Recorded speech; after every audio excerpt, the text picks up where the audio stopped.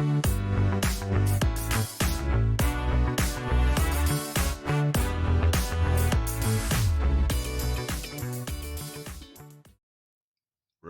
It's bright as hell here. Holy moly, it's sunny as I just got up about 30 minutes ago. It's sunny as hell outside. It's supposed to rain basically until the weekend here, yeah. Well, today's actually not bad. It's just small chance, but tomorrow and Thursday it's supposed to be raining all day. Sucks. The weather would hit us here and then go to you. And so it's sunny as hell. All get out. Yeah. Get all that shit out of the way before I come for White Marlow. Yeah. Bro. Or just, don't rain. That would bring another set of issues, I guess. All right, boys. Welcome to another episode of Gary Williams Stole My Lawn Furniture. It is July 23rd. We're coming off the heels of the Orioles series against the Texas Rangers, just coming back from the All-Star break. We got 10 more games before the trade deadline. So these are going to be the deciding factor. These next 10 games, I assume, are going to go well, even if they don't for the Orioles. We kind of have, we're kind of right in the middle of things, right in the middle of the mix anyway. So today we're going to be talking about that a little bit, what we saw to the Orioles this weekend, what we're expecting coming up. We're going to talk about the Hall of Fame. 4 guys were enshrined into Cooperstown earlier this week or last week, at the end of last week, and we're going to be talking about them, and we're going to be talking about next year's ballot, who maybe has a chance of getting in. And then we're going to talk about Xander Schauffele, won his second major of the season at the British Open at Royal Troon this weekend, and we're going to recap. We're going to recap that. We're going to do our That's a Shame segment. We're going to talk a little bit of NFL, and we're going to do our snake draft as always. Today's snake draft is best sandwiches. We'll start with the Orioles, 60-39, first in the AL East, up a game and a half on the Yanks. Won our first 2 against the Rangers before dropping the series finale. Brooks, what did you specifically see this weekend from the Orioles? Nice to see the bats come back alive. Yeah, I mean, I think overall everything looked really good. I don't even think Kramer was that terrible. A little disheartening to see Cano still having some struggles. I was kind of hoping getting him, and I'm sure the team was hoping as well getting him in there. Would be a little confidence booster. But yeah, still really not performing, and I'm not really sure why. I mean, his stuff doesn't look like it's flattening out too terribly much. His velocity's still good. Obviously, location's erratic at times, but even when it's not, it seems like people are hitting the ball hard off of him. So we'll see. That comes down to another conversation the conversation I feel like we have every week. But the overall good theme is we won 2 out of 3 against a decent team. Little scared since we have a below average NL team that we're about to play. That seems to be our kryptonite, or even below average AL teams as well. So hopefully this upcoming series is good. But Corbin Burns doing Corbin Burn things still.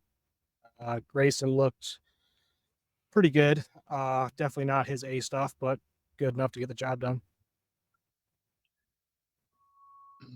I just thought the team overall looked pretty solid. I'm gonna I don't want to give Brooks. He really hit the nail on the head here with a lot of his criticisms and praise.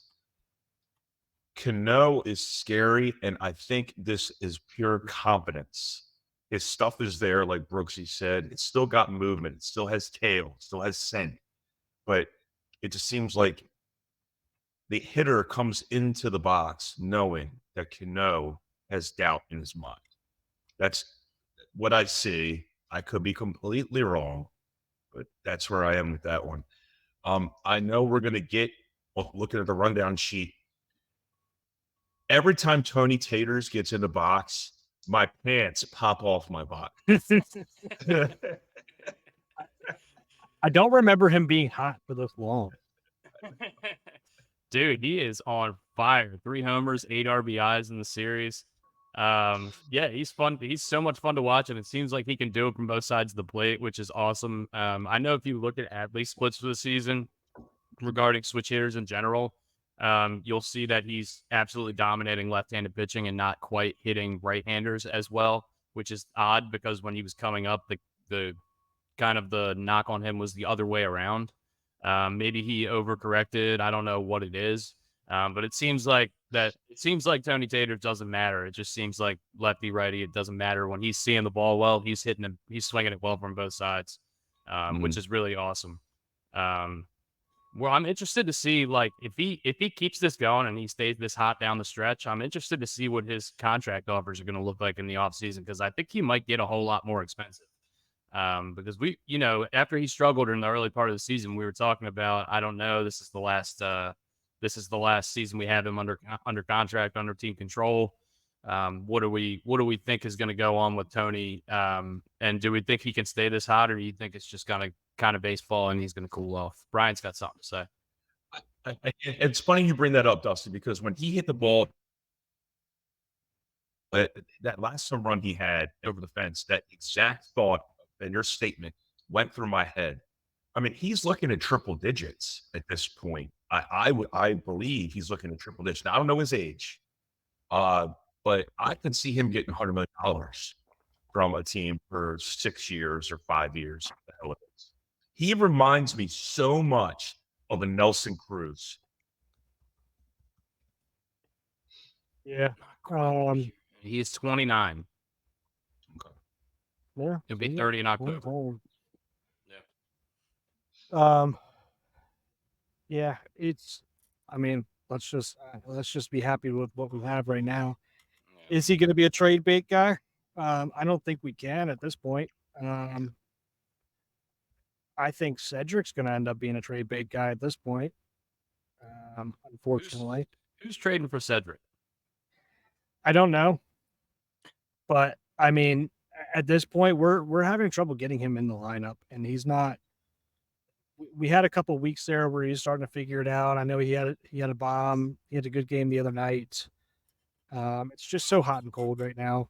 It was good to add on that as well. It's good to see Cowser have a bomb and barrel some balls up and play good defense. Yeah, I mean, I've never been a critic of his defense. I still think he's a plus defender. Do I think he's anything out of this world? Is he as good as Cedric? No, but yeah, I don't think his defense is costing us games.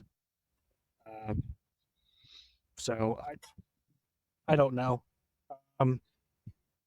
But it's so crowded. I mean, Hayes too. I don't know who's going to trade for Hayes, but I'm sure that's the first guys we want to try to get rid of, even though that's not who anybody's going to want. So I've seen a lot of Philly buzz. Philly is getting a lot of production from their infield and not a lot of production from their outfield.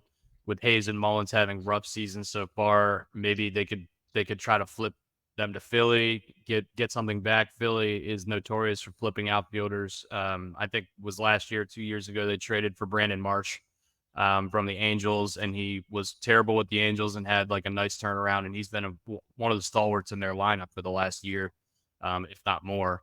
So I think that they could be a team to look out for. I don't know if they have assets worth giving up or worth going after, but at this point, we're going to be seeing a lot of buzz of players headed all over the place. And, we've said multiple times on this podcast, we're huge fans of Cedric Mullins and Austin Hayes. They got us through the dark times of the late 2010s of Orioles baseball. But at this point, they're they're just not performing. And we'll see if they're going to be stalwarts in our lineup going forward, or if they're going to be on their way out. We got just under 10 days, 9 days till the deadline. Yeah, and for those who don't know, we are going to be in Baltimore for basically right when the trade deadline happens. We're going to be in studio with Ryan Ripken Studio for a podcast. And we are going to be a week from today. And planning some kind of a collab with them. Not sure what the details are on that, but we will definitely definitely keep you informed with some kind of a post, or if we do a second show this week. That's kind of all pending. If something happens during this time, I know we're all busy this week, but yeah, something to keep an eye out for next week. We should have some fun stuff with Ryan's guys next week, and it should be busy. If not, I mean, it should be busy for us, for the Yankees, Christ, even the Red Sox. Who knows? This is a results-based business when it comes to baseball, and these guys are not producing results. And nostalgia is a beautiful thing, but not when you're chasing a World Series. So, Austin Hayes, Cedric Mullins, thank you, but I don't know if it's going to work. And I want to bring up the pitcher that got released, James Paxton. Big Maple. The Big Maple. And I hate Canadians. But damn it, I mean, it just makes too much sense. You tell me if I'm wrong, boys. I mean, and shit on me if you want. No, he's 8-2. He has a 4.4 ERA and he hasn't missed a start.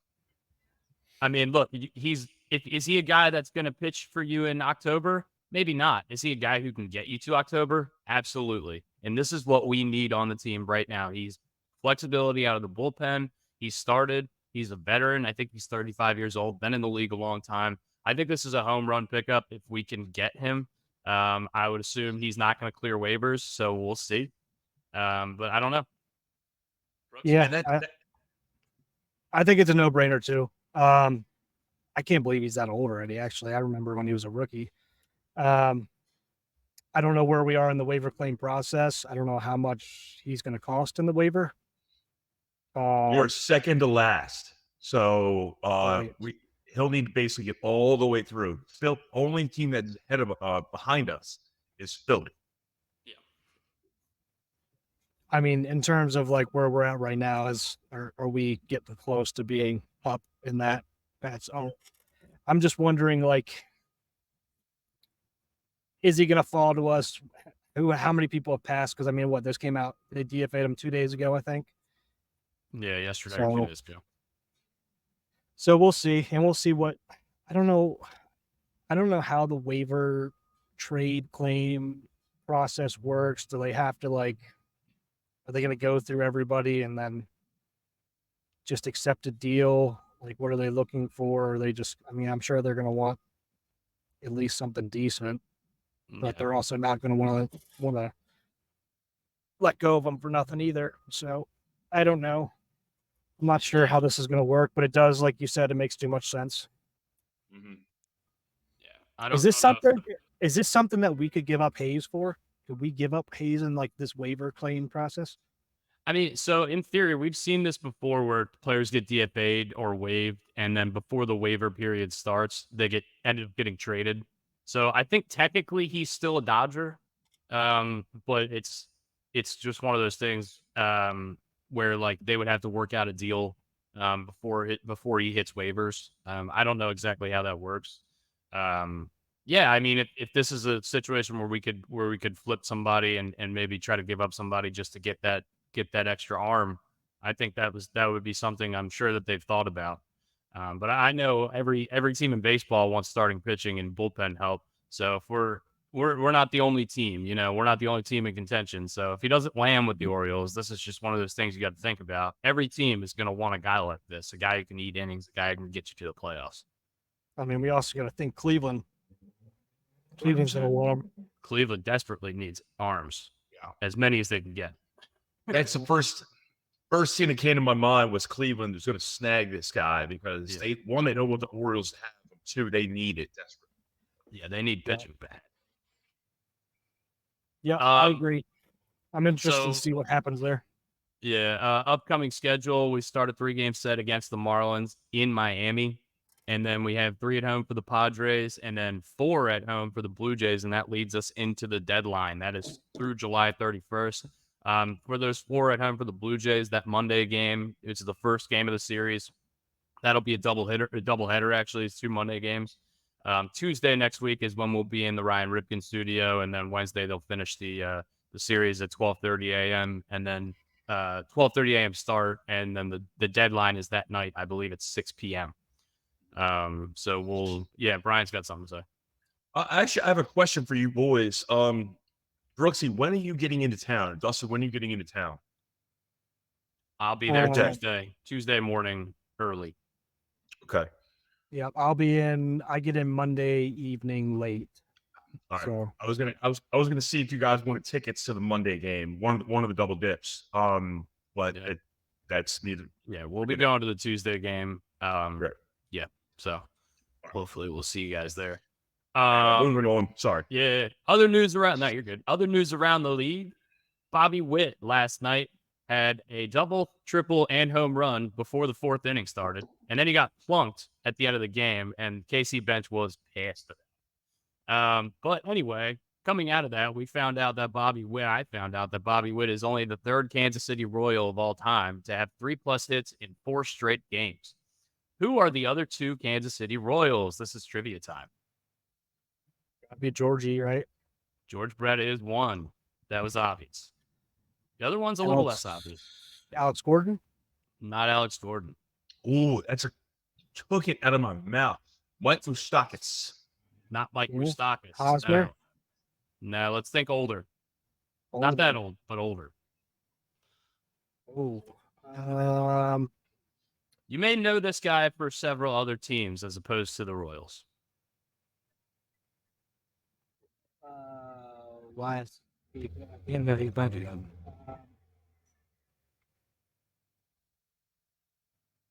Dave Winfield? Not Dave Winfield. Not that I old. don't know if he ever played for the Royals. Well, Bo Jackson, maybe. Bo Jackson? No. What about was it Juan Pierre that was there? No, it is not Juan Pierre. I'll give you a hint. He is a left-handed batting outfielder from the 90s and 2000s. I can't believe. Yeah, Jermaine Dye's a great guess. It is not Jermaine Dye. Lefty batting outfielder. Harold Baines. Was Sean Green there? Nah, it's not Sean Green. You guys want to take it? Take it. Go. Johnny Damon. Damon. I wouldn't have got that. I forgot that he played there. He started his naked career pull-ups. there. He was great. Yeah. Pull-ups. Naked pull-ups in the locker room. George Brett, Johnny Damon, 3+ hits in 4 straight games. Bobby Witt, what a fucking stud that guy is, by the way. He is one of the most electric players I've seen in a very long time. Yeah. And I was sitting down last night, and I just thought to myself, what a great draft that was in terms of players that have made impact in the major leagues. Yeah, absolutely. Yeah, it's pretty cool that we're gonna see him and Gunnar be kind of like the faces right now of shortstops in the American League. I know Yankees fans are gonna come at us and say Volpe and everything like that, but I mean, come on, these two are on a different level. I agree, Volpe's a good player. He's not on the same level as these guys. Yeah, no chance. And you can throw Correa in there as the elder statesman of the group, well. And Bobby Witt's kind of a tier down, but look, those are definitely the 2 youngest, hottest, most electric players in baseball that aren't named Paul Skeens. And especially in the American League playing shortstop. I mean, it's just like an iconic position to be in for those young guys. Brian's got something to say. I want to tread lightly with this statement, so please don't get mad at me. Okay. When we look back at the draft, when we look back at the draft, or do we have some draft remorse? Do we wish we went Bobby Witt instead of? No, I think we had this conversation at one point. Do we have draft remorse? No, but I mean, I think we would have been fine either way. We would have just trained. I mean, it would have just changed years in our philosophy. So is really what it came down to. And after I just asked the question, we did have this conversation before. I remember Brooks brought up a really good point. If we get Bobby Witt, we don't draft Gunnar, and then look where we are, right? Yeah. And then I think and then we're in the catcher market. yeah. Or I mean, maybe we still get Sam Basayo, or maybe we go get a catcher. Who knows? Hard to say.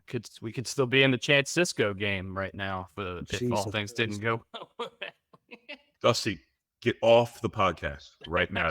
The Chance Cisco. One more Chance Cisco was a highly touted prospect. He was going to be the savior. He was going to be the savior after Weeders. He's no Taylor Teagarden, that's for sure. Oh man, what a name! What a name! Okay. Geronimo Heel coming in hot.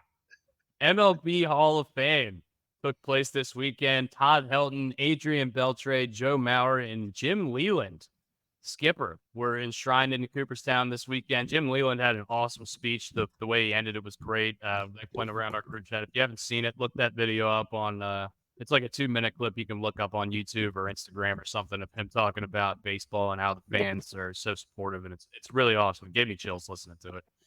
Todd Helton, I think this was long overdue. Sorry, I'm just going to go through the guys real quick, and then I'll shoot to you guys. Todd Helton, I think this was long overdue. The Coors effect is a real thing that voters take into account, but this dude was one of the very best players in baseball for a very long time. So consistent. Adrian Beltre, first ballot, absolutely deservedly, 3,000 hits. Led the league in home runs a couple times. Gold Glover, just the model of consistency at third base. And then Joe Mauer. I heard Tim Kirchin say this on, I can't remember what network or what platform, but there have been 6 total seasons where catchers have won batting titles in the history of baseball, and Joe Mauer has 3 of those. Jeez.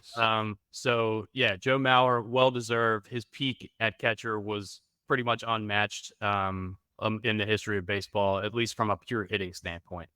What did you guys take from this ballot before we move on to the 2025 ballot? And I'll shoot to Brian first. Well, I'm going to have and thank you for that rundown, Dusty. That was awesome.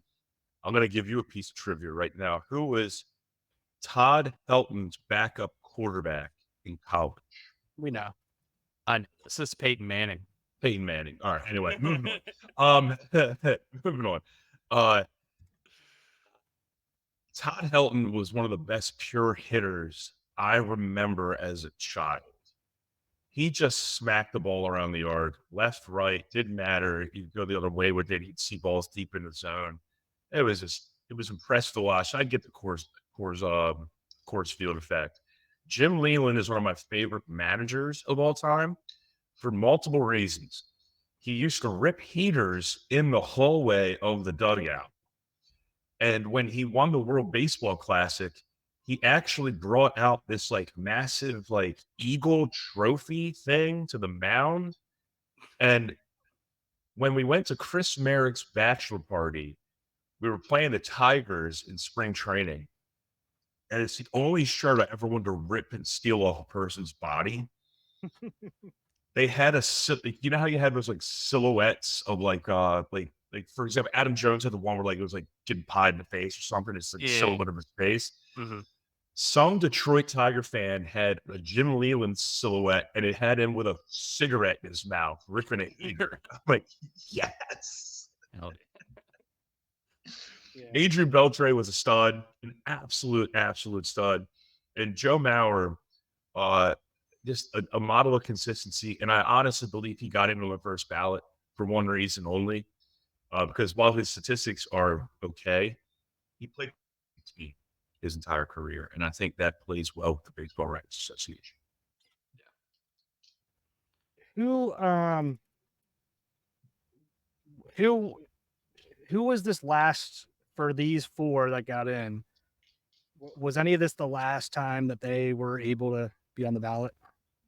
I Helton's think last Helton, time. I don't know if it was Helton's last time. Beltre and Mauer were first ballot, and Jim Leland was like the Veterans Committee pick. So Helton might have been getting close, but actually he probably was getting close. I don't know exactly what it was, but I can pull that up. Yeah. I'm a little pissed off about and Dustin sent this. I don't know if he just sent it to me or to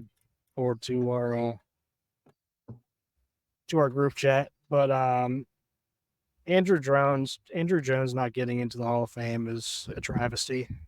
And I think he's got one more year left, I believe. He's on his 8th ballot this coming year, so he's got a couple Okay. years. Does he have steroid allegations? I don't know. No. Okay.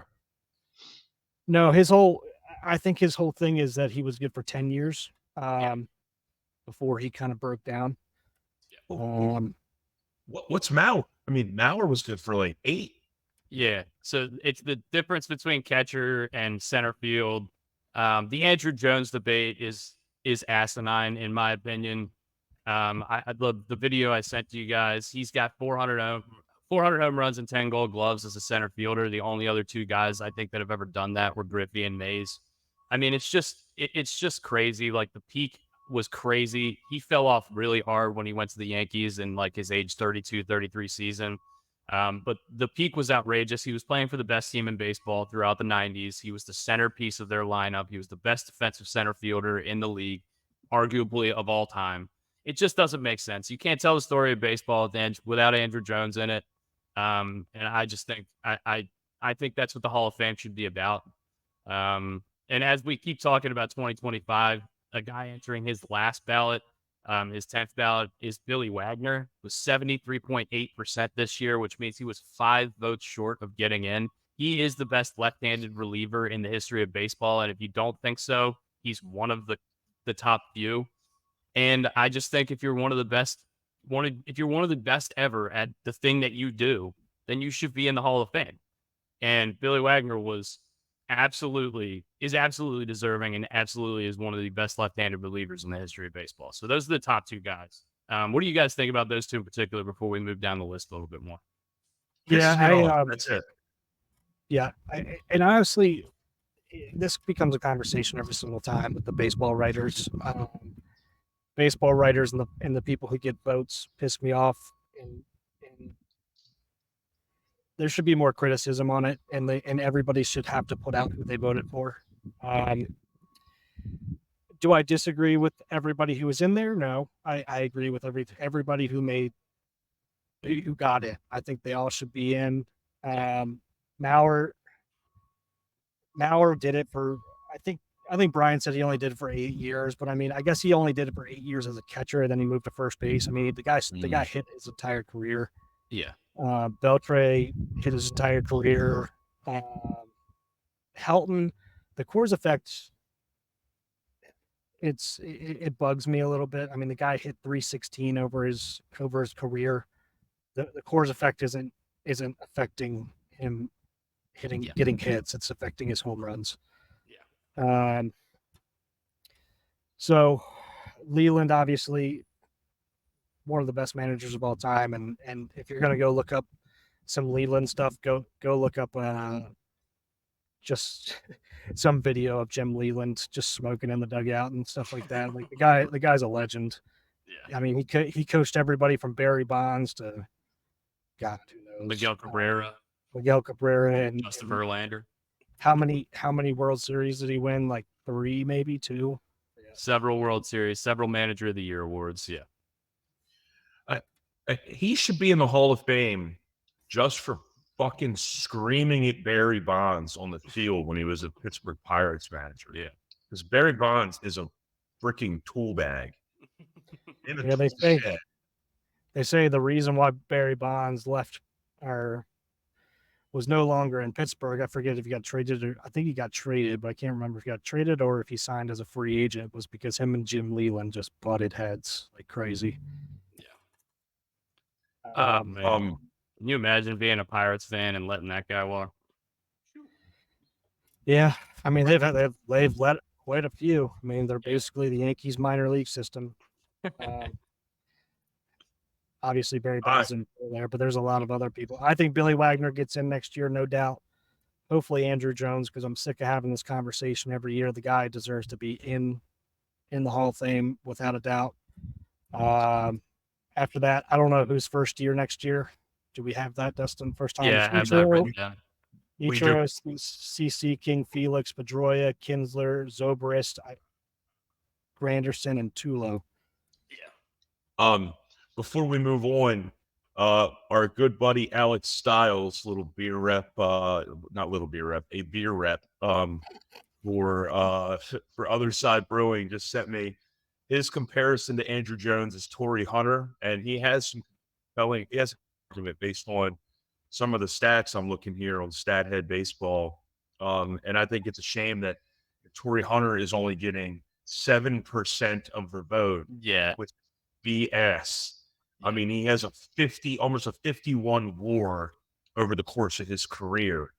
And I know people look at all these sabermetrics now, and Alex, you were right. If you're listening, Torrey Hunter should get more than 7% of the vote on his 5th year on the ballot. Yeah, I totally agree with you. That was the name that popped off straight away, popped off the page. Throughout my childhood, he was absolutely the best defensive outfielder in the league. And I specifically remember him robbing Barry Bonds of a home run in the All-Star game and just thinking, wow, that guy's going to be a Hall of Famer someday. Like, those are 2 Hall of Famers. This is awesome. And the lack of love for Torrey Hunter has been wild. Maybe he wasn't quite as great of a hitter as some of these other guys at their peaks, but he was the absolute peak of defensive outfielders, and he was still a great hitter. If you go back and look at his numbers, played for forever too. He reminded me a lot of. I think he was in the first World Baseball Classic, and I just remember him being like the most American baseball player. Like, he really embraced it. Also, he played in a fucking outfield that had a trash bag as a wall. I mean, it's true. It's true. I think look, we're looking at third ballot, Carlos Beltran, 57%. I think this is 100% Astros scandal related. I think he's probably in by now if that thing doesn't happen. I think he'll eventually get in. If you look at his numbers, they're too good. He's got a 70+ WAR in his career. He had 280, 400+ homers, 300+ stolen bases, several Gold Gloves.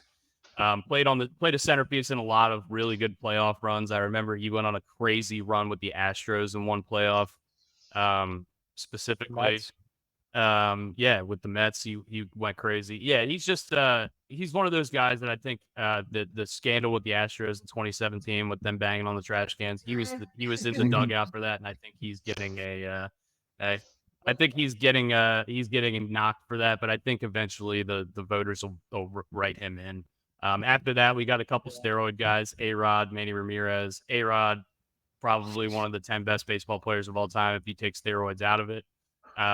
Manny, same thing. If you look at Manny's numbers, just one of the best pure hitters, one of the sweetest swings ever. He probably won't get in because, again, steroids, but, And then Chase Utley's interesting to me. I can't believe Chase Utley got almost 30% on his first ballot. I don't consider Chase Utley a Hall of Famer, but if he gets in eventually, I could see it.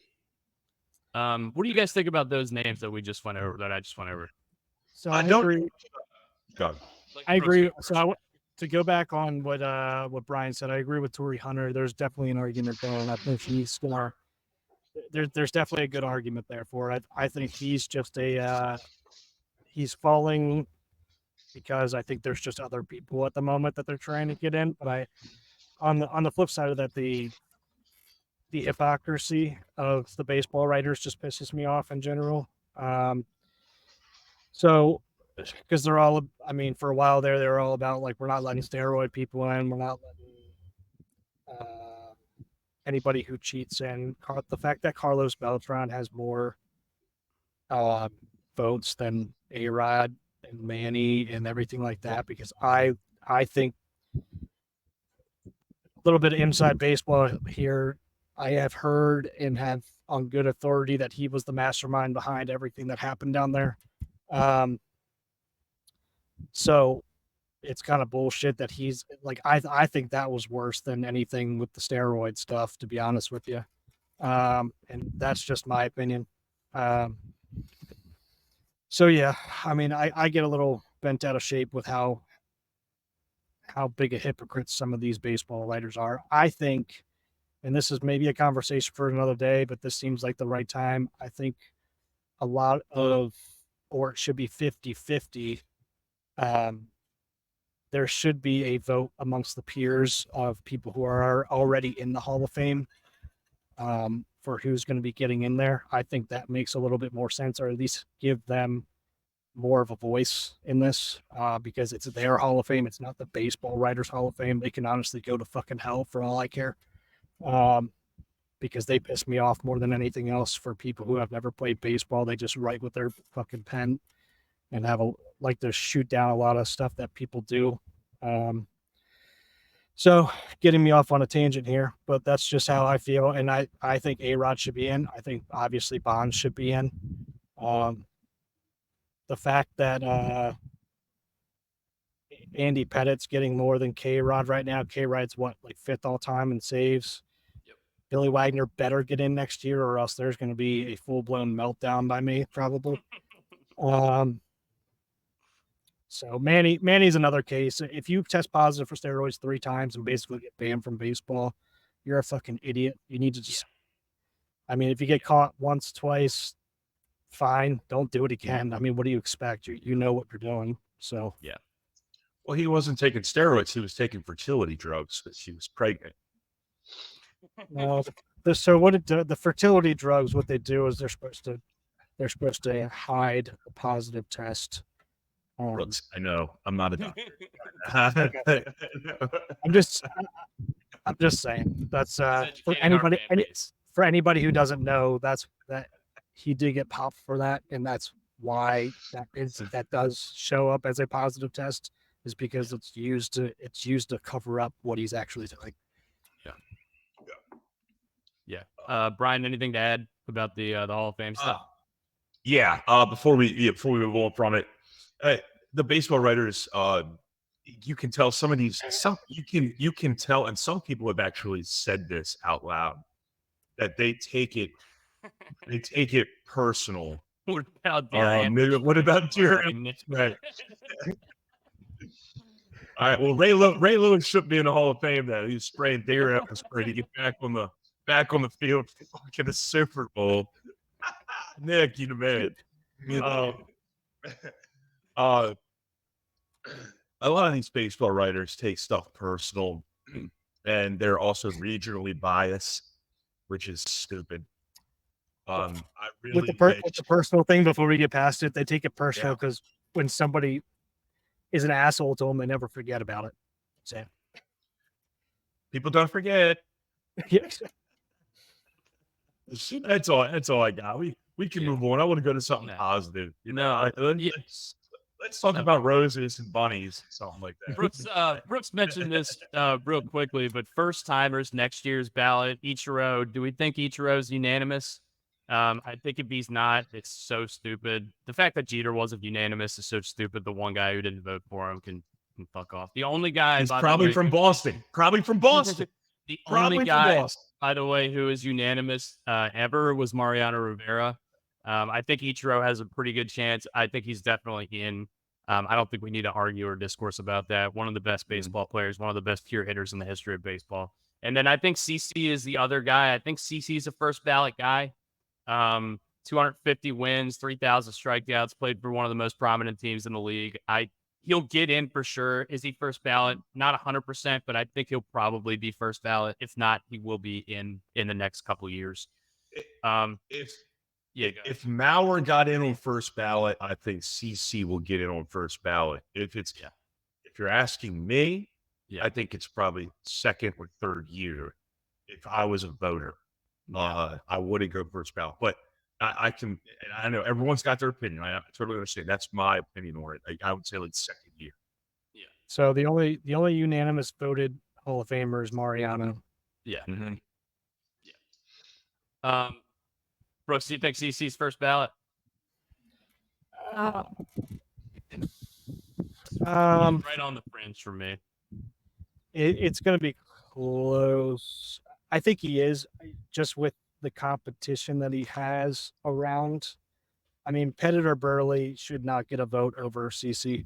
No. They're playing the game. Pettit. Yeah. I don't know. I think he should be, but I think it's going to be a fringe. Yeah. The guy, he might be he's going to be one of the last people to win 300 games. He didn't win 300. He only had 250. Or But he had 3,000 strikeouts. That's what I mean. Yeah. He's going to be one of the last players to do that too. Yeah, I think there's been a lot of talk about a big starting pitching drought in the Hall of Fame. I think the most recent Hall of Famer from starting pitcher perspective was Roy Halladay in 2019. So CC, I think, might get love just because there haven't been a lot of pitchers available, starting pitchers that have been Hall of Fame quality guys. I think when you look down the road, I think you're going to get Greinke, you're going to get Verlander, Scherzer, Kershaw, those guys. So I think but look, all those guys are still active. And in Greinke's case, he's not playing this year, but he's still technically a free agent. He hasn't retired yet. I don't know about King Felix. I don't know if he's going to get love from voters.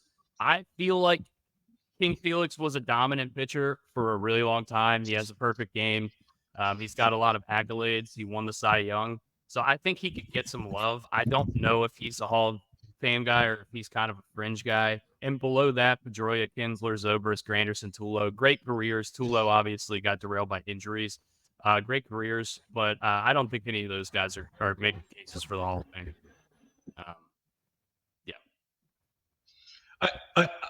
I wanted to say this. I don't give a damn if there's a fucking drought of starting pitchers. Yeah. If you're a Hall of Famer, you're a Hall of Famer. Just because a starting pitcher didn't get in for 4 years, who gives a shit? Yeah. This isn't a sympathy competition. Yeah. And that's my pontification on that. I agree. 100%. Yeah. Brooks, you think King Felix gets in? I do. Not first. I mean, he's got not first ballot, but I mean, I think he does get in. I think. I mean, that guy carried the Mariners for what, 8 years? Yeah, at least. Total stud. Yeah. And he had a great fan section. King's Court. Holy hell, it was awesome. Yeah, man. Yeah, he played 15 years, 3.42 ERA. His WAR was 49.7.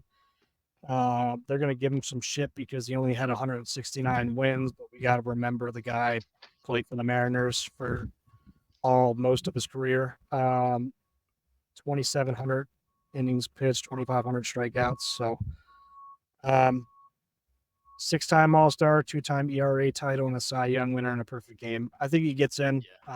Not first ballot, but I mean, he's got 10 years to do it. I think he does. Yeah. Only won one Cy Young, but came in second twice, 3 times. Runner up 3 times in Cy Young, and 6 top 10 finishes in the Cy Young voting in an 8-year span. So, but that guy was a complete stud.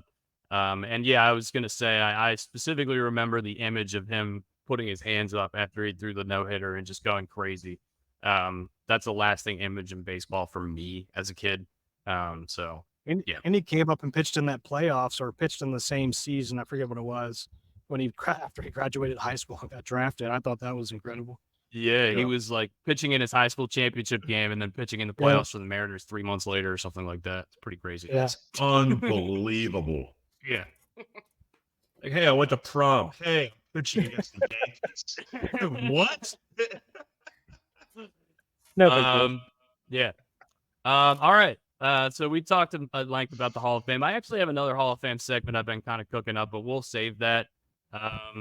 And we'll move on to golf. The British Open was this weekend. The Open Championship at Royal Troon. I'm not allowed to say the British Open anymore. But yeah, really tough conditions, especially on Saturday. It looked fucking miserable there on Saturday. 30-mile-an-hour winds. The course was set up so it was super old school. You go, the front 9 is this way and the back 9 is this way. So you're either playing straight with the wind or straight into the wind or playing these crazy crosswinds. And a ton of really, really good players missed the cut. Rory McIlroy, Ludwig Aberg, Tommy Fleetwood, Bryson DeChambeau, Tiger Woods, Tony Finau, Victor Hovland, Tom Kim, Cam Smith, Sahith Theegala, Wyndham Clark, Keegan Bradley, Will Zalatoris, Akshay Bhatia. All of these guys are guys that we could potentially see winning this tournament, and none of them even made the cut. But this was Xander's week again. Second major of the season. He's looking to defend his gold medal in the Olympics in a couple weeks now. Good for Xander Schauffele getting that monkey off his back, so to speak. He was a guy earlier in this year on the podcast. I was telling you guys, look, vote this guy to top 10, top 20. Even can't play. They cannot win. They never finish, and until they prove they can, I'm not going to believe in them. And look, he won that PGA over Bryson earlier this year in very narrow fashion, and I think that set him up super well. What did you guys see from this golf tournament, the golf course, Xander in particular? Do you guys have any thoughts? Ryan, we'll go with you first. Yeah, I thought the course itself held up well. I was stunned to see some of the scores. I really thought 3 under was going to win this tournament. And sometimes it's even plus numbers that win this tournament, given the weather conditions. That's all weather based. Good for Xander. Shane Lowry really, soiled himself the last Saturday. 30 hole or maybe like 22 holes that he played. Yeah. I'm not calling it that's a shame, but watching Tiger Woods pick up his tee after driving is painful for me to watch. Yeah. That's something I watched it and it hurt me to watch him go down. Did you see that picture of his leg that came out this weekend? Yeah. No, I saw it. It's disgusting. I don't want to look. It's ugly. But I'm happy for Xander Schauffele. I thought it was a great tournament. It looked like miserable weather conditions, but my 2 takeaways are: I'm happy for Xander. The course held up well, and watching Tiger pick up his golf tee, it's tough to watch. Yeah. I think this could propel Xander, and I think we were all saying it. Like Dustin said that this guy he just can't get the job done. Now he can. And he's done it twice in 1 year. Very rarely does anybody ever do that. So this could really propel him, especially with his personality. I really like the way he handles himself and kind of like the swagger that he has. I think he's just super confident in himself and his ability. And where before, when he got late in the tournament, I think he was just didn't, I don't know, for lack of a better word, just got nervous. Now I think he was talking about like how super calm he was down the stretch after the PGA Tour, being in this one. He was like, I was just super calm because I wasn't really. It seemed like he just knew he was going to win it. So I honestly think that this could be a launching pad for him. I before Dustin gives his opinion, I was bummed when he won the PGA Championship. His family couldn't be there, and it was really cool that his family could be there for this one. And I know that's a sentimental, and it has nothing to do with golf whatsoever. But it was just kind of nice that he didn't get to celebrate with his family right after he won in the PGA. He got to celebrate this time with his family right after he won the Open Championship. Yeah. Is Xander Schauffele's dad Glenn Rothschild? Yes. He looked he went on a safari. and Xander, every time he talks about him, he's just like always a puddle of tears. And anybody who's met Dustin and I's dad, like our dad, Glenn will cry over anything. So. The man is a human waterfall. Swear to God. So and Xander was like, yeah, as soon as I saw him, he was just in a puddle again. So. Xander's dad, by the way, was born and grew up in Europe. So this tournament, I think, means a lot more to guys overseas than it does to a lot of Americans. I think us as golf fans, we probably hold this tournament in one of the highest regards that we could, But I think a lot of American fans kind of lose sight of that this is a huge deal overseas. So this is I think I echo what all of you guys said about Xander. I think this could be a launching pad for him. It seemed like he was unflappable in those last 9 holes, which is the complete opposite of what I've seen from Xander over the last 5 years. And he said it in his post round conference. I think the PGA Championship really helped him. And he said he talked to his caddy when they were walking up to the green, and he was like, "I actually can't believe how calm I am." And he looked at his caddy, and his caddy said, "I almost threw up on 18th tee." So you could tell like how much this means to these guys. I do want to shout out a couple of the guys who also played well in this tournament, because at the early part of Sunday, Xander kind of won this handily going away on the back nine, playing so well. But in the early part of Sunday, it didn't look like anybody was going away. Justin Rose was right there the whole time, and he was playing with Xander. Billy Horschel was there the whole time. He played great golf this week. Russell Henley couldn't make a putt on Sunday, but he was there the whole time. Shane Lowry was right in the mix. Scotty Scheffler was kind of in the mix on the front, and then he doubled number 9, and then that kind of took him out of it. His putting sucked all weekend. Putting was terrible, but the fact that he came at T7, this is the first tournament he's played since the week after the U.S. Open, which he won, the Travelers Championship. And it's been like almost a month and a half since he's played competitive golf, and he still finished tied for 7th. I bet you he's just been hanging out with his kid and his wife and hasn't really even thought much about golf leading up to this tournament. So the fact that he's able to go out and put on performance like he did, come in the top 10 without even really playing all that well, it's pretty scary for the rest of the field. But yeah, all the props go to Xander for this one. I wrote down this little comparison chart here. Who's the player of the year? And I've got Scotty and Xander written down, and I think the answer is pretty clear cut, but I don't know if Scotty would. I think Scotty might trade his year for Xander's, because I think it's all about majors for a lot of these guys. I'm just gonna run down the numbers real quick. So Scotty, in 16 starts, he's made all 16 cuts. He's got 15 out of 16 top 25s. He's got 14 out of 16 top 10s. 6 wins. One of them was a major. One of them was the Players Championship, a couple of elevated events. He's got 2 runners up, and he's got $28 million in winnings on the season. Xander has 18 out of 18 cuts made. He has 17 out of 18 top 25s, 12 out of 18 top 10s. He's won 2 tournaments. Both of them were majors. He's coming second twice. One of them was the Players, and he won $16 million this year.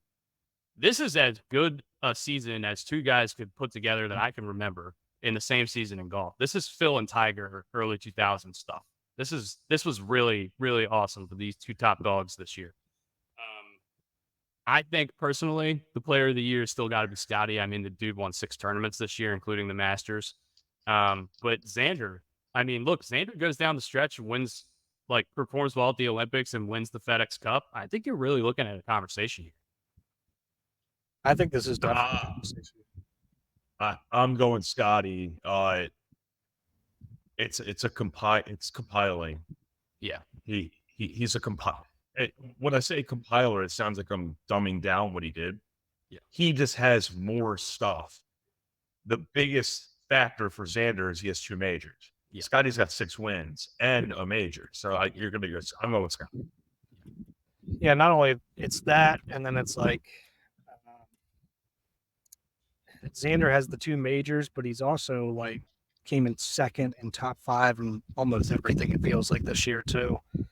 So that's just why I think it's going to come down to a conversation.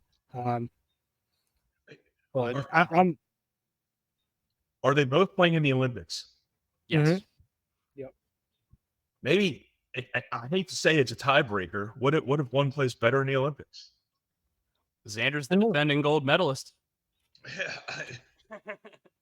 I don't know. I think the FedEx Cup will have more weight because it's not technically the Olympics is not a PGA event. By the way, the U.S. team is Xander, Colin Morikawa, Scotty Scheffler, and Wyndham Clark. Those are the 4 guys representing the United States. And Tom Kim. No. Tom Kim's not there. Yes, he's only 4 guys. I don't think he is. I could be wrong. Anyway, what were you about to say? The other thing I was going to say is that pretty cool this year. That's rarely happens that every major was won by an American this year. Yeah, that's cool. Last 6 majors won by Americans. So I don't know what Zach Johnson was doing last year at the Ryder Cup, but obviously not the right things. We all know that. We don't have to get back into that conversation. Yeah, we don't have to get back into that. But yeah, Um, it's pretty rare. I think it's happened 9 times in history, 9 years out of 100 some years or however many there's been yeah. all 4 majors. So pretty rare that there's a clean sweep. Yeah. By the way, Xander Schauffele's major finishes this year. T8, 1, T7, 1. That's Not pretty bad. good. That's pretty good. 4 top 10s in majors this year, including 2 wins. I would say he had a spectacular year, to say the least. Just 17 top 25s and 18 starts is just crazy.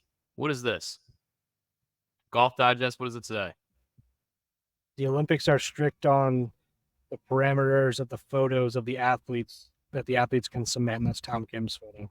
Tom Kim is playing for South Korea, not playing Oh, for the United States. There bastard! you go. Probably because he couldn't get in the top 4. But Rory's, I mean, he was this is born in rough. South Korea. He was born in South Korea. He grew up in the United States for the most part, I believe. This is a rough picture of Rory. Yeah, that is a picture of Rory. What is that? Did he get arrested? No, the No, Olympic that's- photos look like mugshots. It's hilarious. Yeah, they're super strict right. on. I'll be right back. All right. The other thing I wanted to bring up was I lost my train of thought. Shit. With the golfer of the year, is that a PGA? Is that a PGA vote, or is it PGA golfer of the year, So I think it's different. I think it's just like or is it just golf in general? I think it's the PGA has its own award. I'm sure the European Tour has its own award. I don't think it's like a universal golfer of the year award. I'm sure That's there fine. is like some sort of writing or some sort of association that does the golfer of the year globally. But for what I'm talking about, I'm just speaking of the PGA golfer of the year. That's why I'm wondering if the Olympics is actually going to play or should play a factor in voting on this. Yeah, I'm sure. Well, everyone's gonna be watching it, so I mean, Yeah. inherently going to. Well, Yeah, 100%. is it supposed to? I don't know. We got Nick vote with Wyndham. I kind of agree with Nick here. And I'm not a huge Wyndham Clark fan in general. So take that. I'm a little biased probably, but I don't know who else are we putting in. Bryson maybe. Yeah, I think it's Bryson. So the reason they did this, it's the top 10 in the top 4 guys in the official world golf rankings, I believe, is the way they did this. Wyndham Clark coming in at 5th and Colin Morikawa coming in at 6th. Behind them is Victor Hovland, who's from Norway. But the two closest Americans after that would be Cantlay, who had a terrible year, and Bryson. And I think, if you're looking at current form specifically, I think you want Bryson there, or even Tigala there over Wyndham Clark. But look, it's just Homa too. Homa plays well in these international events. Yeah, but he's kind of having a rough he's year he's not too. having a great year either. But I think I like Bryson over Wyndham if all things were a perfect world. But look, it goes by the golf rankings, and Wyndham Clark has quietly had a really good start to the season. Been kind of rough, having kind of a rough end to his season, but quietly kind of sneaking into top 20s and top 25s with good rounds on Sunday. Basically been rough. He's been rough since he opened his mouth about the live players playing 36 holes, so 54 holes. Yeah. So maybe you should keep your mouth shut next time. Wyndham Clark's a bitch, and if a fight breaks out in the Olympics, I want Bryson there because he's got fucking pipes. He's got fucking snakes. Well, he's slimmed down a little bit, dude. He's not as big as he used to be, but yeah, he's still jacked. He's still jacked. That dude's got frozen turkeys on the end of his fucking arm. I want that guy to fight. All right. Let's do a little NFL talk. We haven't talked about the NFL in forever. So let's just talk a little bit about it. A couple of things this week. I want to note that Jordan Love is not going to training camp. He is holding out for a new contract. He was drafted in 2020. So this makes it his 5th year. So he's playing on the last year of his rookie deal. Apparently, he's not practicing. I don't know. There's at ESPN wouldn't stop talking about it all day yesterday. So this is just basically a question for the group. He started his only full season at quarterback last year. It was his first season in his 4th year in the NFL because obviously he was sitting behind Aaron Rodgers. What do we think this contract looks like? Do we think Jordan Love is? We obviously don't think Jordan Love's looking for a Lamar or Joe Burrow kind of contract, but do you think he's this going to end up looking kind of like the Baker Mayfield deal, like 3 for $100 kind of thing, or is it going to be like a 1-year deal kind of thing? What do we think that Jordan Love is expecting? What do we think that the Packers are pushing back on? I have 2 things we'll miss. One, I think it's going to be more of a Baker Mayfield style deal, probably a little bit more money than Baker took. And by the way, I appreciate Baker for taking a mid-tier deal because everybody doesn't need to be the next highest paid quarterback. 2, Jordan Love has been a constant professional through everything he has gone through from the day he was drafted, dealing with the Aaron Rodgers, lack of a better term, saga. He's conducted himself very well. He has every right to do exactly what he is doing, and I do not fault him for it one damn bit. Yeah, and to bring up, I was listening to something on this yesterday. He's holding in basically, but he's at training camp and he's not doing the whole weird thing where they just go off and do their thing. Apparently, he's been right beside LaFleur walking out the practice, like he's there. I don't know how much he's doing. Like I'm sure he's probably doing pretty much everything except for team stuff. So apparently everything seems good. And Gutekunst came out and said that they're pretty close. Let's echo what Pat McAfee said. I don't believe any of that shit until there's ink on the paper, especially when it's coming from a GM. But I think it sounds like it's pretty realistic and it's going to get done here. I think it becomes an issue. And you know what? He might even be practicing. I don't know. But I know he's there and he's at practice and he's getting along with everybody and still there. I think this doesn't become an issue until he leaves and he's not there anymore. It sounds like both sides, from what they've said, that this should be done in the next couple weeks. And I think it's a realistic thing. I mean, he should be paid what he's due. I get it. And shit, what was he gonna say? His agent is what's his name? The guy who represented Deshaun Watson. So I don't know. Why am I blanking on his name? Like the guy's a stud. Anyway, his agent is he gets what he wants basically. So I think it's going to be a realistic. I do think it's going to be a realistic deal. So or it's going to be something where they need to get players around him still. They just let go of Aaron Jones. Yeah, but they got Josh Jacobs. Oh yeah, that's right. Yeah, I forgot about that. I think we're looking at a Baker Mayfield-ish kind of deal here. I think it's going to be a shorter term. It's not going to be a full 5 year. I don't think it's going to be $50 million a year. I think I see the argument for both sides though. Like I understand why Jordan Love thinks if he wants to be paid like those guys, I can understand his argument, but I can also understand the Packers pushing back like, hey, you've only played one season. So I think it'll land somewhere in the middle, somewhere around the Baker Mayfield number. Maybe a little bit higher, maybe 1 more year, or maybe it's just a short prove it deal, like a 1 year kind of $50 million thing. And they're just like, hey, go prove it. We'll give you the max for 1 year. And then whatever. I don't know if he'll accept that. Mulligeta, David Mulligeta. Yeah. Is that's the agent's guy, the agent's name? Yeah. Okay. It's baseball season. I don't give a fuck about the damn NFL. The Orioles are in first place. Let's go. It's true. Yeah, we don't have to talk about the 18th game schedule. That's coming. We don't really need to talk about it. It's going to happen eventually. So yeah, and we're gonna play a game on fucking Mars. Like who knows? Like okay, great. That's a shame this week is Alex Verdugo. Again. Stink, dude. He's going to be my that's a shame until he starts hitting. In his last 120 at bats in 30 games, he is hitting 167.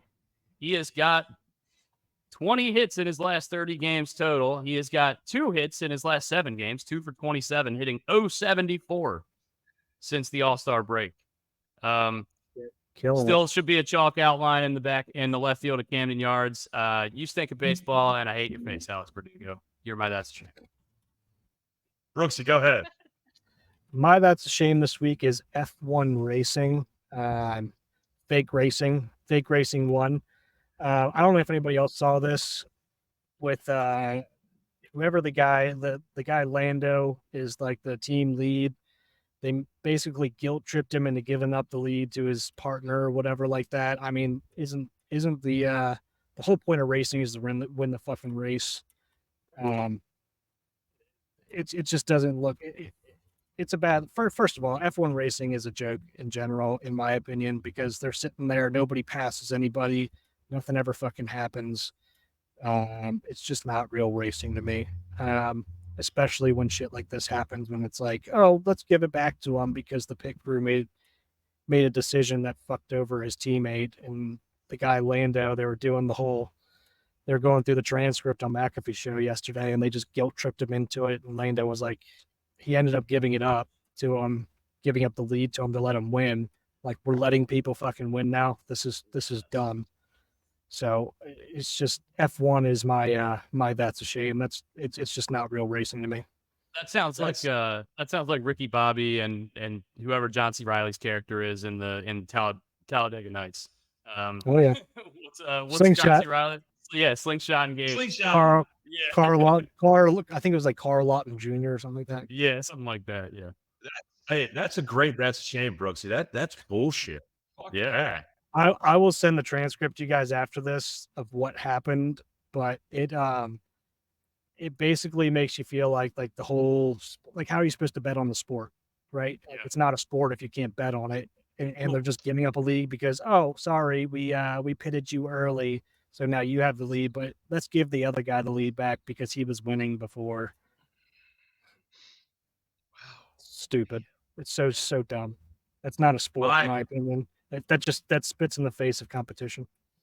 Yeah, I think you worded that perfectly. That's very well said. My that's a shame is Willie Anderson. You cannot blame that you're not getting into the fucking Pro Football Hall of Fame because of Sandra Bullock in the movie The Blind Side. Willie Flipper Anderson, is this who you're talking about?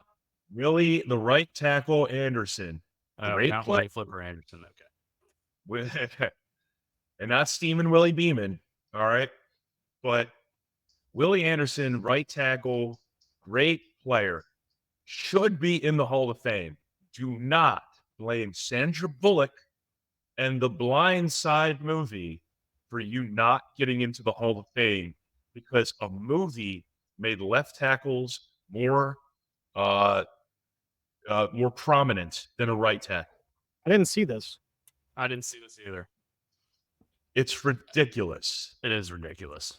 That's a stupid thing to say. When you said Willie Anderson, my first thought was this obscure stat that I know is most receiving yards in a game is this guy Willie Flipper Anderson, who is not a household name receiver at all, but for some reason he had 336 receiving yards in a single game, and he has the record. But yeah, that's the first name that came to my head when you said Willie Anderson.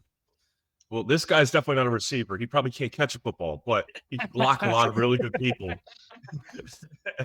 He's like mitts bigger than the freaking football, dude. I'm sure he could catch it. The fact that I'm not 100% sure like what teams he played for, I feel like he played for Houston or something. The Bengals. Okay.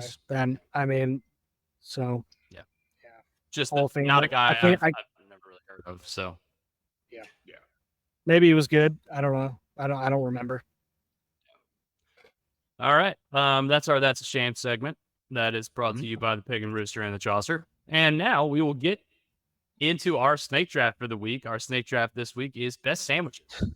We talked about this beforehand. We're gonna 86 burgers from this list. No burgers, no hot dogs, that kind of stuff.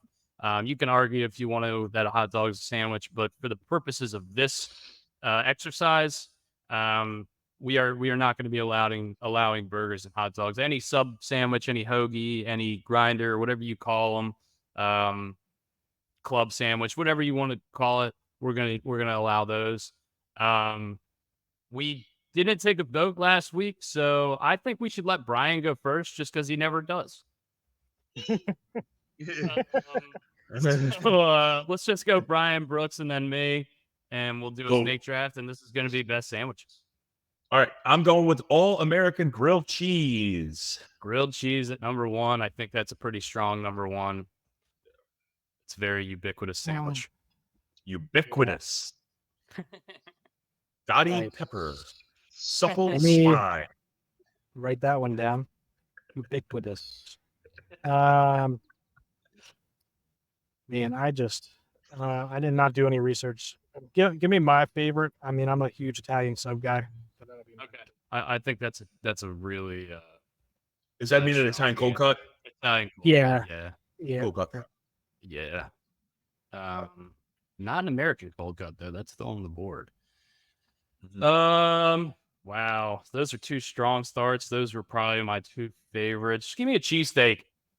Yeah, baby. And I get a wraparound, so give me a Reuben as well. Oh, man. Give me a cheesesteak and a Reuben back to back in the back spot, the third spot here. Which brings Brooks back up. Give me a turkey club. Wow, that's a real dagger to my heart there. I really thought I was going to be able to get that lower. Ugh. I'm going with the peanut butter and jelly. That's yeah. I gotta say this. I'm on a huge peanut butter and jelly kick right now. It's the point where it's becoming a problem. I'm wearing becoming a elastic problem? pants. I'm It's wearing- becoming a problem. I think it's gonna catch up to me here in a couple days. I'm eating a absurd amount of peanut butter and jelly sandwiches. Now, here we go, boys. Crunchy or creamy peanut butter? Oh, creamy, dude. Crunchy's for Creamy. psychos. Creamy. I'm a psycho. I'm a crunchy guy. Yeah. I am a crunchy guy. Brian, you get another pick because it's a wraparound. Yeah, man. I am gonna go with the crab cake sandwich. Oh, That's another real strong one. yeah. Crab cake sandwich. Do you prefer fried or broiled? Broiled. I agree. Mhm. I agree. I got bastardized with fried crab cakes as a kid. My grandmother used to fry them all the time, and I don't like it anymore. The my favorite crab cakes growing up were from a place called Arundel Seafood, and they fry their Mhm. crab cakes there, and those crab cakes are amazing. But down here, Mm. especially in Ocean City, the best Yep. crab cakes down here are broiled. Woody's in Dewey Beach, shout out to them. If anybody hasn't been there, go there. Their crab cakes are outrageous. Brooks, you get a sandwich selection here. Yeah.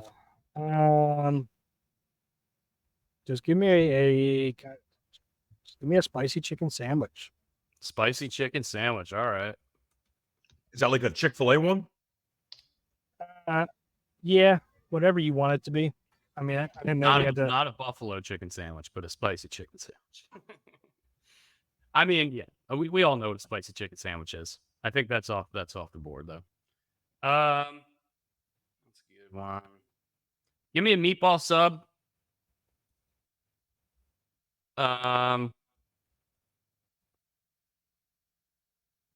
And give me a French dip. Oh, how did I miss French dip? I didn't even write that down. French dip. Meatball Damn sub, you. French dip.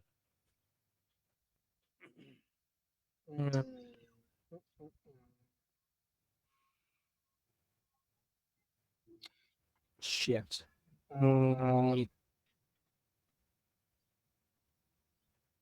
Sorry, I'm on the run here. I've got Yeah, I mean, I got a couple here that I'm in between. Just go ahead and give me a po' boy. All right. You want shrimp on that po' boy? Yeah, what kind of po' boy are we doing here? We doing oyster? We doing shrimp? Give me shrimp. Shrimp po' boy. That's a strong sandwich. Mm-hmm. All right, Brian, finish off your draft, brother. I'm going lobster roll. Yeah. That's the other one I was in between. Mm-hmm. And then I'm sorry, boys, chicky parm. Yeah. Chicken farm. That's a sandwich. So could I have gone with like an ice cream sandwich? Dude, Yeah, you why still not, can. dude? You still can. You haven't Go get a chip. Go get a chip twist, motherfucker. Let's go. To be honest with you, man, I didn't even think about it. Ice cream sandwich is great. Thinking outside the box here. Yeah, give me the shit. Oh no, where'd it go? Sandwich. I want to go get one right now. Ice cream Yeah, sandwich. Give me that cookie dough chip. Yeah, dude. Great Cookie, ice cream sandwich. Good call, man. Great I- call. Completely It's forgot why about sweet sandwiches. That's why we're Outside the friends. No love for the fluffer nutter. I have a lot of things chocolate written chip that down. D'Lo got. I have a lot of things written down, but I eat about 1 million of these this summer. I'm gonna go with a BLT. I'm just gonna take a classic. Big fan of tomatoes, big fan of bacon, lettuce is, Roughage. All right. Honorable mentions. I'll go first. Actually, you guys go first, and I'll pick up the scraps because they got so many. I got a couple. I got a porchetta, pulled pork sandwich, a bacon, egg, and cheese, a turkey Rachel. God, we're so stupid. I didn't think of breakfast sandwiches. Yeah, the Rachel Yeah, too. bacon, egg, God, and cheese. scrapple egg and cheese. I should have taken. Yeah, and a patty melt. Those are my my honorable mentions. Okay. I had. Go ahead, Dustin. I lost my honorable mention. You're good. A Rachel. It's a good sandwich. Any kind of chicken bacon ranch. I have hot Italian beef, which is a Chicago indie kind of favorite. Brooks knows all about that. Pit ham, pit turkey, pit beef. Nobody took champ, by the way. Cuban sandwich I had written down. I also have all the salads. We're gonna get fries for that. Shrimp salad, Oh. chicken salad, egg salad sandwiches. I had so much stuff written down. We're gonna get I am fries. so for that. disappointed that we did not pull up Chaps pit beef. Are you I supposed thought to about it. pissing me? I mean, just pit beef in general. I mean, Yeah. Either I took BLT over pit beef, so I had. I would rub tiger sauce on my body naked and just do this podcast. Yeah, Cuban Nick.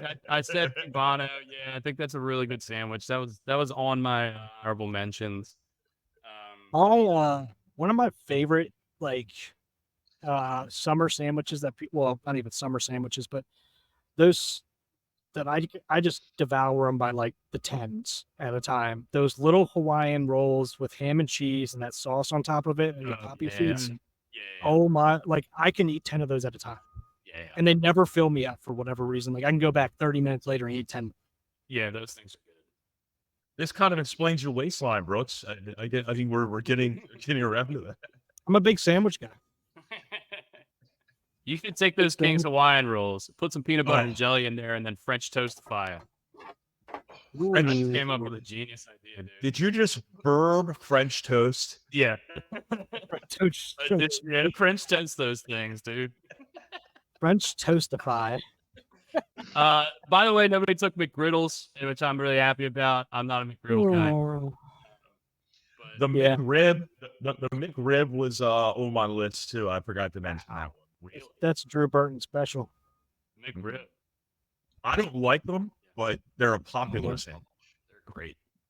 Yeah, anyway, so we'll run back down it just real quick. Ryan has grilled cheese, peanut butter and jelly, crab cake sandwich, lobster roll, chicken parm. I mean, that's a fucking lineup there of heavy hitters. Brooks got an Italian cold cut, turkey club, spicy chicken, shrimp po' boy, and ice cream sandwich specifically with cookies, cookie dough, chip. Yeah, I got a chocolate chip cookie dough chip. Yeah. I got cheesesteaks, Reubens, meatball subs, French dips, and BLTs. Pretty classic list, but definitely stuff that I'm into for sure. So yeah, that was another episode of Gary Williams Stole My Lawn Furniture. Do we have anything else we want to plug or talk about before we close up? Brian's got something to say. Yeah. One, those are all great options. It makes me hungry, and I'm actually going to go get a sandwich right after we get off this podcast. Second, my best friend in the entire world, Brian Coliani, it is his birthday today. So I wanted to say happy birthday to my man. He is a military veteran. He lives out in Frisco, Texas. I love you. You have 3 amazing daughters and a great wife and a great family. And happy birthday, my man. Hell yeah.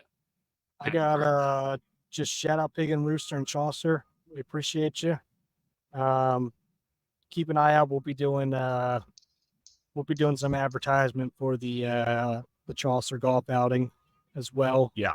So that'll be coming out soon with some well, I guess the sign up information is out. We'll put that out on our next social post.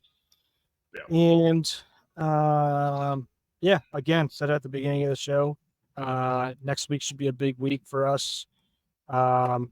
With being at Ryan Ripken Studios and whatever that collab is going to entail. So it should be a pretty cool week. And obviously it's going to be a very busy week, especially with the trade deadline coming up. So should have some cool stuff planned. Yeah. And that Tuesday after we do the podcast, we will be going to the Oriole game that night. So if anybody wants to hit us up, if you haven't seen us in a while, hit us up. We'll be at the Oriole game. We might come get a beer with you or something. Yeah, maybe we'll say like we're gonna go somewhere beforehand and see if anybody wants to meet up there. Yeah. So we'll put out a post about that. Yeah. All right, boys. I'll see you next Tuesday. We're gonna be able to do our first live show together. I'm excited. Oh no, I'm wearing no clothes. I'm gonna be completely naked with tiger sauce all over you. With tiger sauce. All right, boys. All right, have a good one. All right, boys. Love you guys. Go Birds. Good. Go Birds.